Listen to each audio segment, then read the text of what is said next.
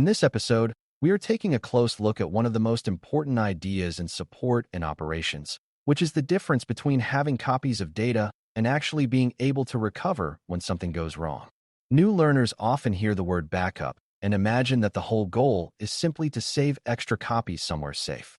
That is part of the story, but it is not the full story, because a backup that cannot be found, cannot be restored, or does not contain the right data at the right time is not very helpful when a real problem appears. A technician has to think beyond the act of copying and ask harder questions about recovery, timing, priorities, and trust. If a user deletes an important file, if a drive fails, if a system becomes infected, or if a building problem damages equipment, the team needs more than hope and more than a vague promise that backups exist. What matters is whether the organization can get the right data back on the right system within a useful amount of time and with enough confidence that work can continue. Before we continue, a quick note. This audio course is part of our companion study series. The first book is a detailed study guide that explains the exam and helps you prepare for it with confidence. The second is a Kindle-only ebook with 1,000 flashcards you can use on your mobile device or Kindle for quick review. You can find both at Cyber.Me in the Bare Metal Study Guide series. A backup is best understood as a deliberate copy of data or system information that is kept so it can be restored later if the original is lost, damaged, corrupted, or made unavailable. That simple definition matters because it keeps the focus on purpose rather than on storage alone. A file sitting on another drive is not automatically a good backup just because it exists somewhere else. The technician has to think about whether that copy is current enough, whether it is complete enough, whether it is protected from the same danger as the original, and whether the team knows how to restore it under pressure. Backups protect against many different kinds of trouble, including accidental deletion, hardware failure, software corruption, malware, theft, misconfiguration, and human mistakes during support work. They also help with less dramatic but still important situations, like restoring an older version of a document after unwanted changes. Once you see backups through the lens of recovery instead of storage, the whole topic becomes more practical and much more serious. One of the first major ideas technicians need to understand is that not all backup types work the same way, and each one involves trade-offs between speed, storage use, and recovery complexity. A full backup copies everything selected in the backup set, which makes restore work simpler because there is one large, complete point of recovery. The downside is that full backups take more time and more storage space, especially when systems hold a lot of data. An incremental backup copies only what changed since the last backup of any kind, which usually saves time and storage during daily operation. But recovery can become more complicated because the restore may depend on a full backup plus several later changes. A differential backup sits between those ideas by copying what changed since the last full backup, so it often becomes larger over time, but is usually easier to restore than a long chain of incremental backups. A good technician does not argue that one type is always best. The right choice depends on how much data changes, how quickly recovery is needed, and how much complexity the team can safely manage.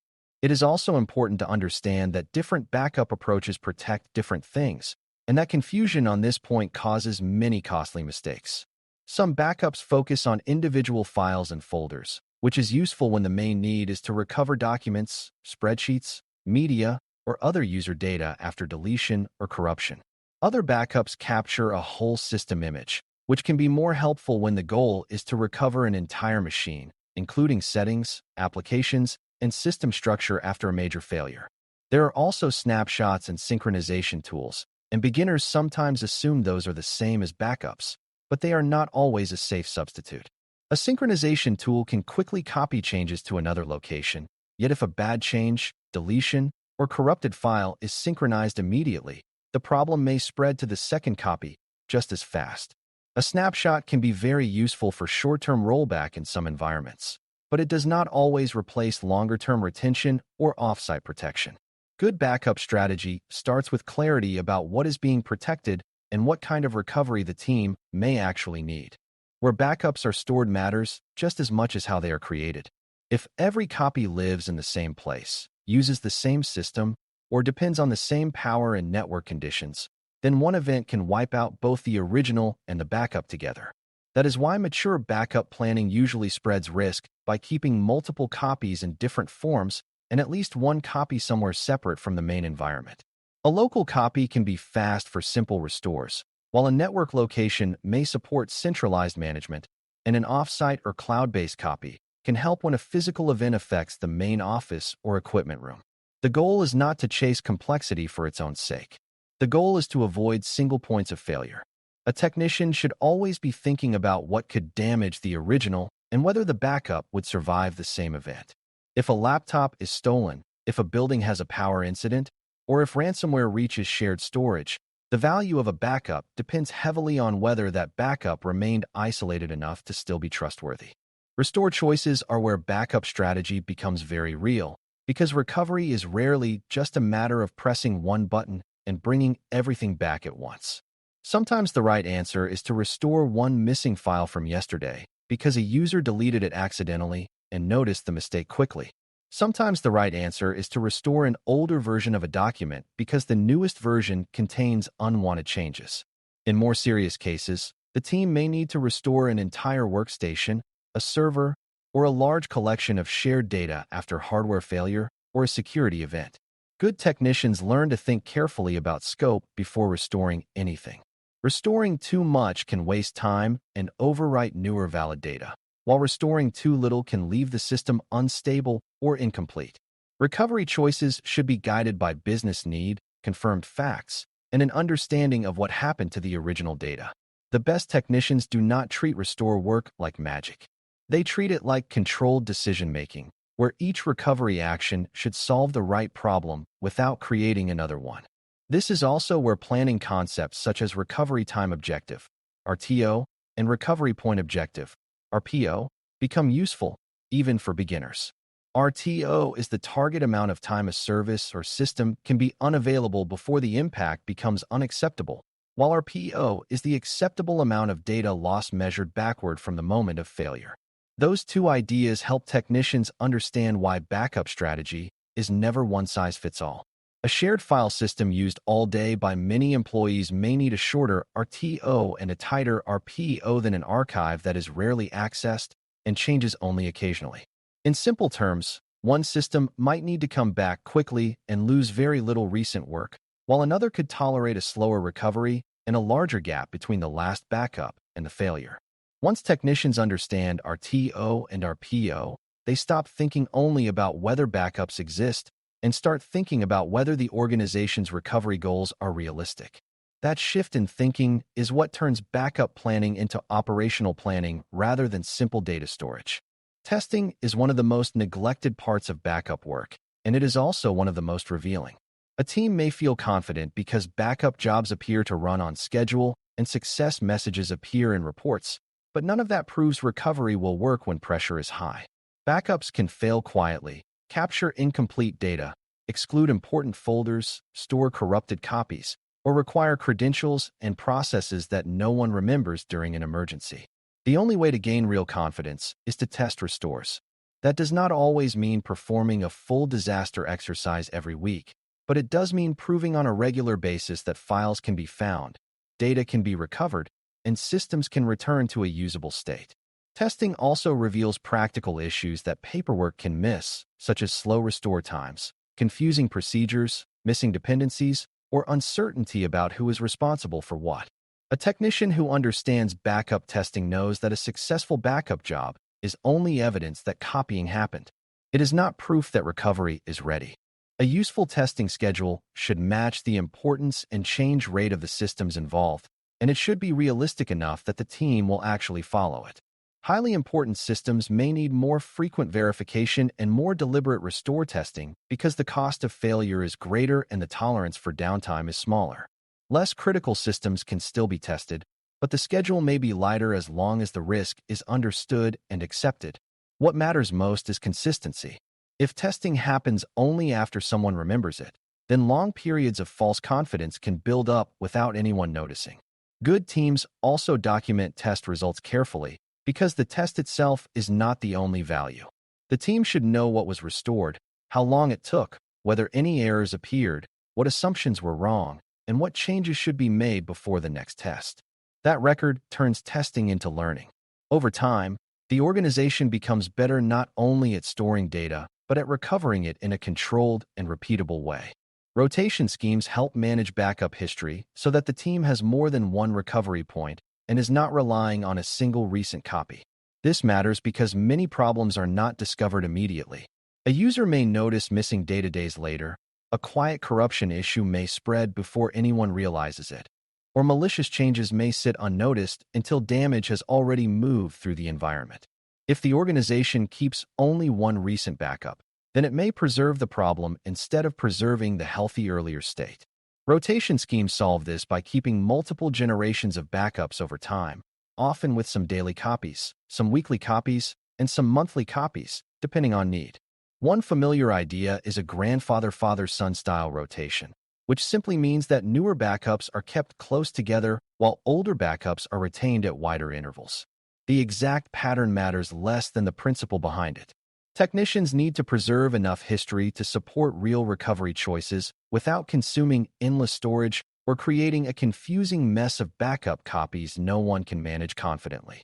Retention is closely tied to rotation because keeping backup copies for the right length of time is part of the overall strategy.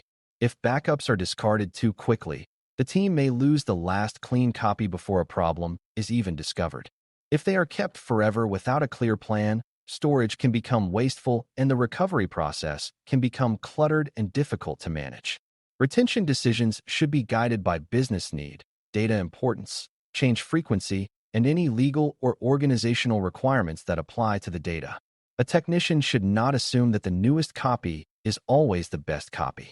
Sometimes the right recovery point is from last night, but sometimes it is from last week or last month because the issue began earlier than anyone realized. That is why rotation and retention are practical recovery tools, not just storage rules.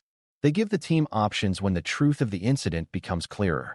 Without those options, recovery becomes a narrow gamble instead of a thoughtful decision based on multiple preserved points in time. There are several misconceptions that cause beginners to overestimate how safe an environment really is.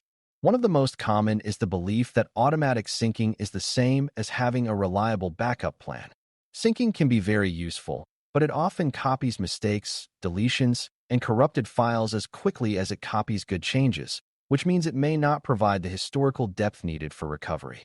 Another common misunderstanding is that if the backup software says success, everything must be fine. That assumption ignores the many ways a restore can fail later because of missing permissions, bad selections, untested procedures, or damaged data. Some people also assume that one backup method is enough for everything, when different systems often need different approaches based on criticality and recovery goals. Others think testing is optional because it seems disruptive or time-consuming. In reality, skipping tests only delays disruption until the worst possible moment, which is when the organization is already under stress and needs recovery to work immediately. Technicians also need to think about backup strategy in the context of modern threats and everyday human behavior. Users delete things by accident, devices fail without warning, and malware can target both production data and backup storage if the environment is poorly designed. A rushed technician might overwrite the wrong system, or a well-meaning employee might save unwanted changes over the correct version of a file. Backup planning exists partly because people and systems are imperfect. Strong recovery strategy accepts that reality and builds layers of protection around it. This includes choosing backup locations carefully, protecting access to backup systems, limiting who can alter or delete backup data, and making sure the restore process is understood before an emergency happens. It also means thinking about trust. During a serious incident, the team may not know right away which systems are clean and which are affected. A dependable backup strategy gives the organization a trusted path back to stability, which is often one of the most valuable things a support team can provide.